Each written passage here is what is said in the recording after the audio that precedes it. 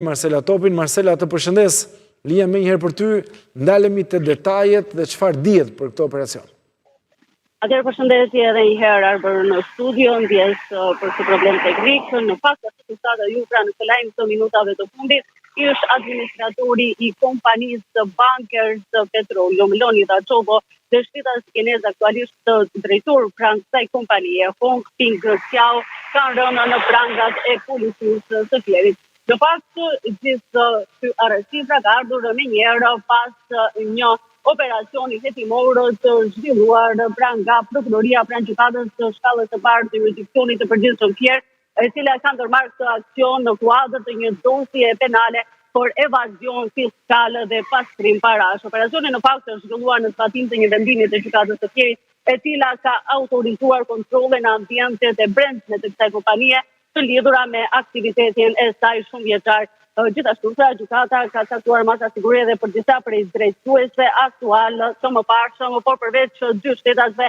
të arrestuar në këtë moment operacioni vijon, por ka edhe arrestime të tjera. Në fakt, nga burimet konfidenciale që ne jemi informuar, pra kemi mësuar se është dashur forcë pra për të ndërhyrë në ambientet e kompanisë, pasi shtetasit e arrestuar pra kanë ushtruar pra presion pra për të mos dalë nga ambientet e kompanisë në këtë aksion të befasishëm pra të cilin ata nuk e prisin. Në fakt, duhet të theksoj se kjo kompani edhe më parë pra është akuzuar pra në kaluarën për detyrimet e saj pra që ka ndaj shtetit shqiptar, ndaj administratës tatimore dhe asaj doganore, ndërkohë që edhe për sa i përket ndodhjes për shkak të aktivitetit të saj pra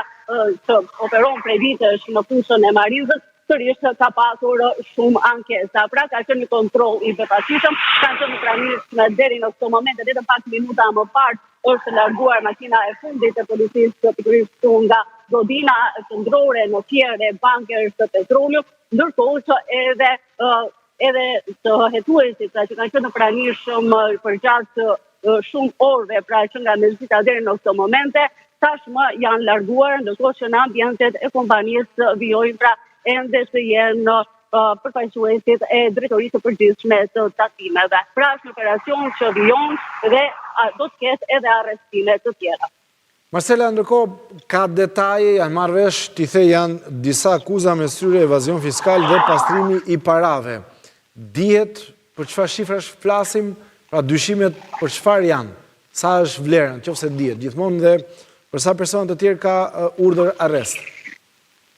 Në fakt, ka qenë tepër e vështirë pra për të marrë informacion në lidhje me këtë operacion, janë në burimet konfidenciale ato që na bëjnë me dije të reja më të fundit, por është një operacion që ende vijon dhe nuk vjen ende shifra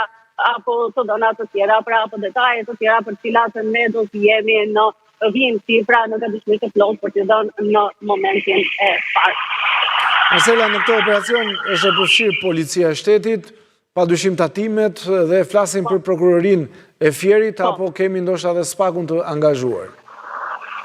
Në fakt, nga informacionet e drejtanishme dhe nga çfarë ne shohim supra, shohim se ka vetëm prani të policisë, të prokurorisë dhe të drejtorisë të përgjithshme të tatimeve. Nuk mund ta jap detaj, pra nëse spak është i përfshirë në këtë aksion.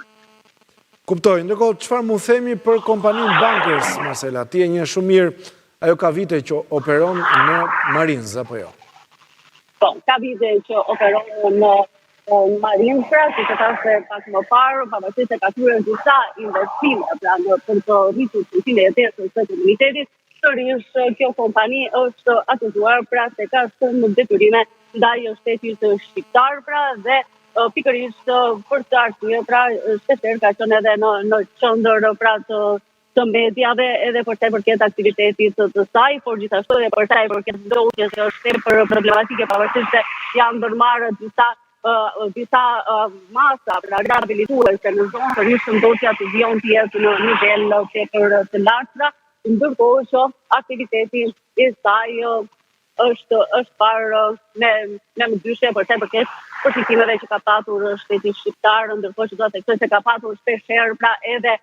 protesta, duhet të theksoj protesta që ka qenë për 1 maj në ditën e punëtorëve, por punëtorët e kanë akuzuar kompaninë pra se është e padrejtë edhe për sa i përket trajtimit të punonjësve, pra ka patur një tërë ankesas edhe për trajtimin e administratës, pra në mënyrë të padrejtë kushteve me të cilat punonjësit punojnë, por që nuk bëhet shumë publike dhe është dashur pikërisht të sindikata të ngritë të rifuqishëm për sa i përket aktivitetit të kësaj kompanie. Pra, së fundi,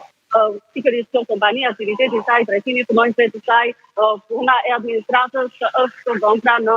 qendër, pra në sinjestër të mediave dhe të institucioneve përkatëse, pra për të fituar nga afër me të. Mirë Marcela, të falenderoj për detajet paraprake, padyshim do lidhemi përsëri bashkë, sapo të